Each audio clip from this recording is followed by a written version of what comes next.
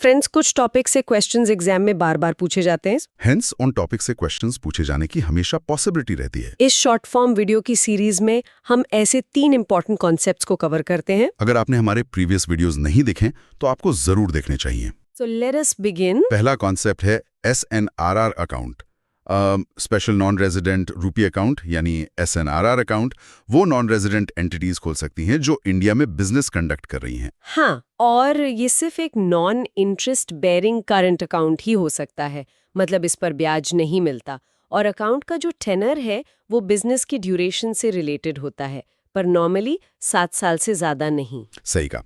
और इसमें जो बैलेंस होता है अकाउंट में वो रिपैट्रिएबल होता है, मतलब आप पैसा वापस बाहर भेज सकते हैं बिना किसी लिमिट के। अच्छा, दूसरा कॉन्सेप्ट है contract with minor and others.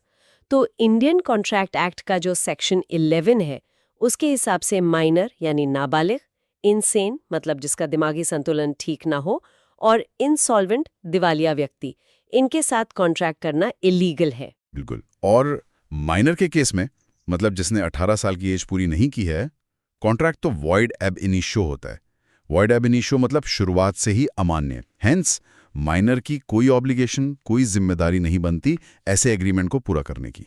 तो अगर माइनर को लोन दिया गया हो तो उसकी कोई पर्सनल लायबिलिटी नहीं है चुकाने की? नहीं, पर्सनल लायबिलिटी नहीं है। हाँ, अगर लोन नेसेसिटीज के लिए, मतलब जरूरी चीजों के लिए दिया गया है तो उसे माइनर की प्रॉपर्टी से रिकवर किया जा सकता है।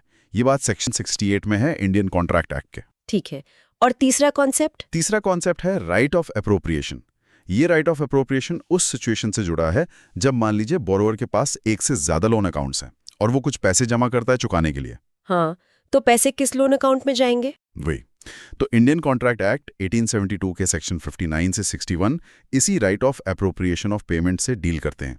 इन प्रोविजंस के मुताबिक, पहला, अगर बोरोवर खुद बताता है कि पैसे किस अकाउंट में डालने हैं तो उसी में क्रेडिट होंगे, सेक्शन 59।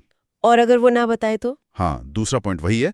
अगर बोरोवर स्पेसिफाई नहीं करता तो बैंक किसी भी लॉफुल डेट, मतलब किसी भी सही कर्जे के खाते में वो पैसा क्रेडिट कर सकता है, सेक्शन 60। अच्छा, और अगर दोनों ही तय ना करे, ना बोरोवर बताए ना बैंक तय करे? तो तीसरा नियम लागू होता है, सेक्शन 61।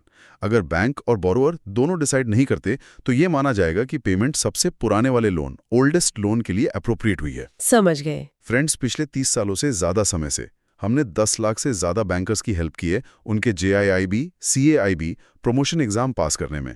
कैसे? हमारे एग्जाम फोकस्ड वीडियो लेसन्स और PDF के साथ। तो हम सजेस्ट करते हैं कि आप इसका बेनिफिट जरूर लें। हमारी वेबसाइट nstorschoolofbanking.com, उसके कोर्सेज पेज पर आप लॉग इन कर सकते हैं।